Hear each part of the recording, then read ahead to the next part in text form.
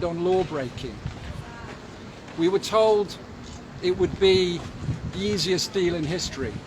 Well, we're still waiting. We were told that we would have exactly the same rights and benefits as we did before. Well, freedom of movement has now been taken away from millions of European and British citizens. We were told that there would be the highest of standards maintained. This week, the agricultural bill strips those rights and protections from British citizens. So we know about the lies. And the law breaking, well, 2016, they broke the election laws. Last year, they prorogued Parliament and broke that law. And as we speak today, they are in breach of the very agreement they signed earlier on this year. We don't want no deal, we don't want Johnson's deal. We want a better deal. We want a deal and a relationship that rebuilds ourselves with our European partners, with our friends, our neighbours and our allies with whom we have worked so closely and so well over the last 40 years. So today we're going to hear from some of those friends and some of those neighbours. And it gives me great pleasure to introduce Terry Reinker, MEP, and Sandra, who will ask her a few questions. And then after that, we'll pass on to Graham. So the floor is yours, Sandra. Thank you. Hello everyone, I'm Sandra Kaduri. I'm a communicator in strategic communications and I literally just left the UK to move to Brussels. I've lost my country, I've lost some of my work, I've lost friends and family in this. So the human cost of Brexit is actually coming true for many of us and it's been totally lost. But today I'm really delighted to welcome Terry Reinker. She is the founder of the UK-EU Friendship Group in the European Parliament. She's a Green MEP and a wonderful supporter of Britain and the British people. I would just like to start with where we are today in terms of the negotiations and how you feel, how likely is it now that the negotiations are going down to the wire? Do you think we're going to have a deal? Are we not going to have a deal? Is it going to be close? What's still the sticking points there? Well, I think what we are seeing right now is that all these promises that were made, you know, that there is an oven-ready deal that would just have to be signed, that this is going to go down in a couple of negotiation sessions. All of this was just cheap talk, and we see that there is nothing behind this. It is much more difficult. In the European Parliament, we always said that we would need more time to negotiate because there are a lot of very controversial points because of the red lines of the British governments with regards to the future of the cooperation. So I think that striking a deal at least very, very shortly is not going to be possible. We hope that there might still be a push because what is unraveling in front of our eyes right now is really the disaster that Brexit means. And I mean that economically, obviously, in the middle of a global pandemic, but I also mean that politically it's weakening the UK and the rest of the European Union in front of a global scene where conflicts are escalating, where autocrats are basically strengthening their grip on societies in China, in Russia, and still today also in the US. And also from a human perspective, I mean, rights of people are being taken away, and I still have this glimmer of hope that the British government, that the UK government will come to its senses, and then we can still have the possibility to strike a deal. There are heads of state behind us from 27 countries meeting right now. How do they feel about Brexit? Are they annoyed? How do they feel about Britain and this threat to breach the previous agreement already? I mean, we always neglect to think about how Europeans are reacting to us. What are they feeling like now and thinking about Brexit? Well, I think they feel like a lot of people in the UK feel that promises have been broken and a lot of trust has been lost. And the latest move with the internal market bill that is set out to break the withdrawal agreement is obviously another step that goes into that direction. So I think it will be difficult for these heads of states to find an agreement without real assurances from the UK government that this deal will actually be kept, that the UK will live up to its promises. I still hope that it's going to be possible, but I can tell you it looks very, very difficult right now. Most people in Britain now think that leaving the EU was wrong, 50% to 39%. Most British people think no deal is a bad outcome. Most people think it's important for UK to maintain close cooperation with Europe. Do you think the UK government is respecting these desires of the British people? What's your message to the UK government today? Well, I think that in the way that the negotiations have been ongoing, this is absolutely not being reflected. But I can only tell to the British public and all the people that feel desperate right now that obviously these views are being seen. I mean, in the European Parliament, we still see the very big group of people in the UK who would like to have close relations, who want to keep close ties in the future, that we know that the UK government doesn't speak for everyone in the UK, and that we will do all that we can to make these voices heard and to still try to represent these views in the Parliament and in the European Union. And so what is your advice to citizens now to sort of how to stay connected to Europe even as the national government disengages? Is there anything that we can do, whether it's cities, regions, whether it's businesses, whether it's campaign groups, whether it's different sectors? Or how do you advise us to stay connected? Really on all levels, when there is more disengagement from the government, try to engage even more. And Sandra, you have mentioned a lot of great initiatives when we look at town twinnings, when we look at associations, when we look at business communities that are starting to work with each other.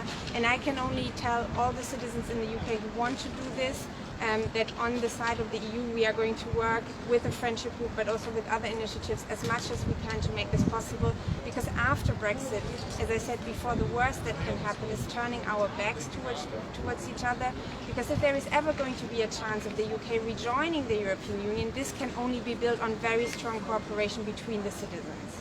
Absolutely. Well, thank you very much, Terry. Thank you. It's wonderful to hear, and I hope your messages get through to UK officials who are not here today, but who are listening avidly in London.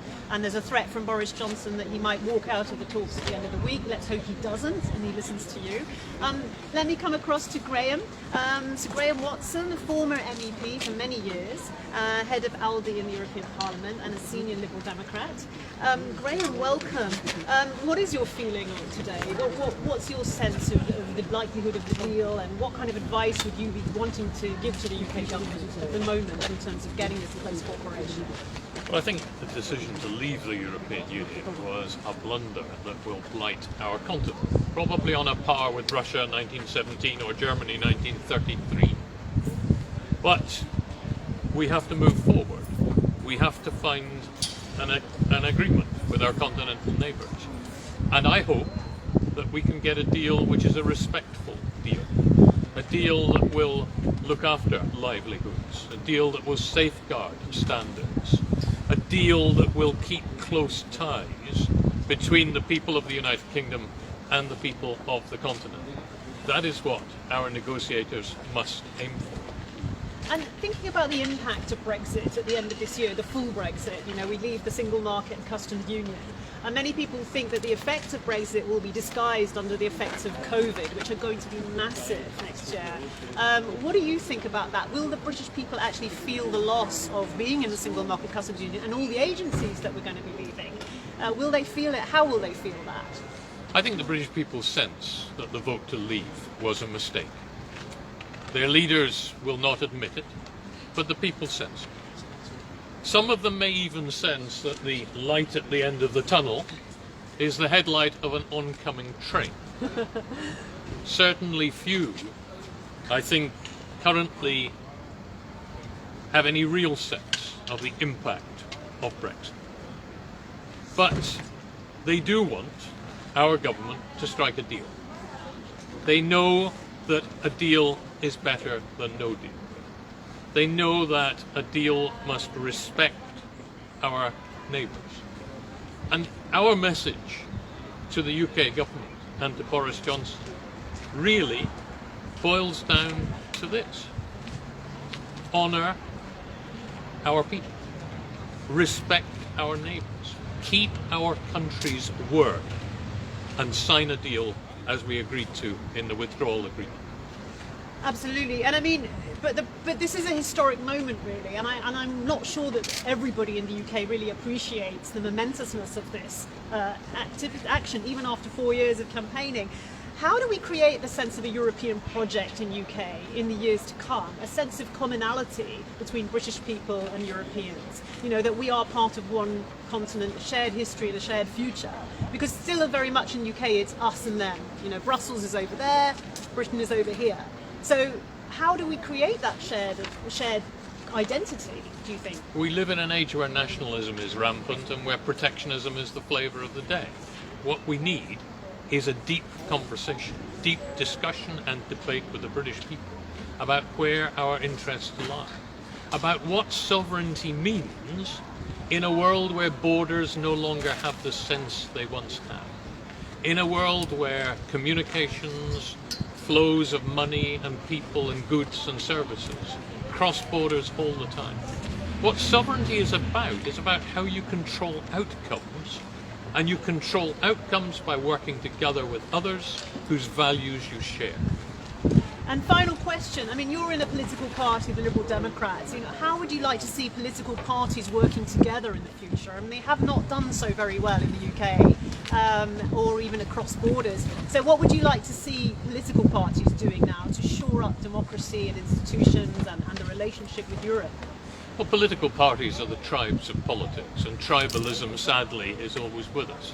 But I think there is a recognition, across party, and by that I include also many Conservatives in the United Kingdom, that we need to work out a way of maintaining good relations with our neighbours and making the best of a bad job. It may be that in 10 years' time we decide to rejoin the European Union. For the moment, we've got to try to keep things as good as possible in the circumstances. Thank you very much, Graham, and thank you. We wish everybody well. And indeed, we wish our friends in the European Council and the leaders to work together for the recovery plan. We want the best for our European neighbours, and we hope that Britain stays part of the European project somehow. I think now Sharon might show us around some of the pictures that we've received from around the country. Thank you so much, Sandra.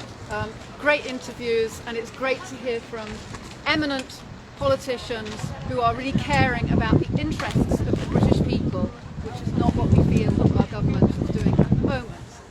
So we would like to show you some of the posters here that have come around from all over the UK. And if you come over to this key in from a child, will I be able to study in Europe afterwards? We're taking away the rights. The environment. European law has protected our environment. It has enabled us to live in a cleaner, it's a very noisy protection of environment. There's a very loud motorbike in the background, but it's really helped us.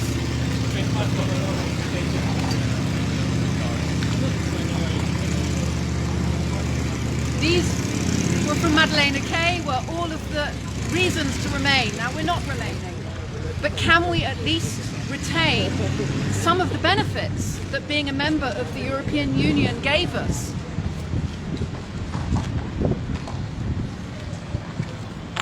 And here, we were so upset when the UK government started doing things which would take us away from the rule of law.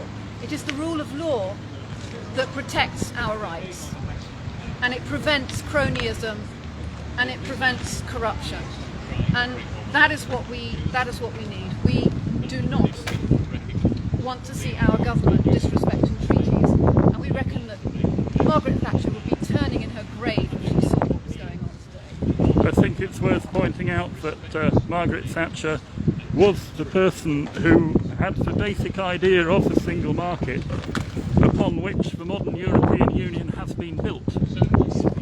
And here people care. They want the UK to have a close relationship with the European Union.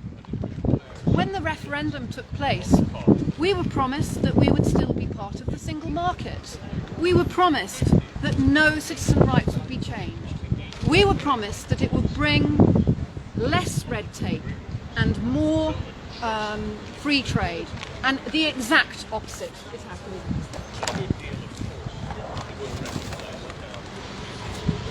We all know about the 350 million. What happened to that?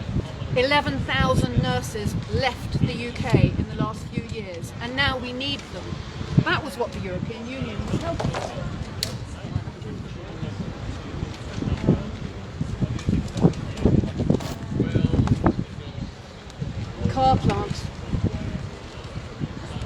This was a demonstration trying to keep the production in the UK. We're not improving our manufacturing capacities in the UK. We are reducing them by leaving the EU. So at least we can get a deal. We should be trying to get a deal that will not make that worse. There are so many. It's amazing. So many reasons, yeah. Standards. People don't want to have a deal with the US that reduces the standards that we have here. Our values are closer to European values. That's what we need to do. Anyway, I think that I've probably said more than enough. And I'd just like to thank you for tuning in, and do take a look. I'm sure that our cameraman Jeremy will slowly peruse you over these amazing posters, and thanks to all of the grassroots people that sent their messages in. They couldn't be here, and it's great that you could at least express yourselves. And maybe, actually, just before I go, I realise that I should highlight,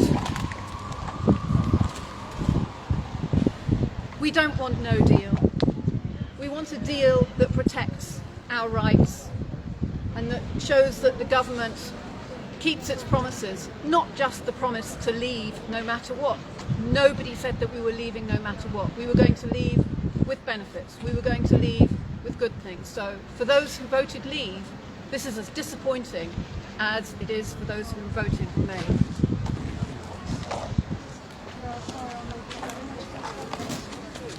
Is Brexit the will of the people, or is it the will of certain people who are now abusing their power?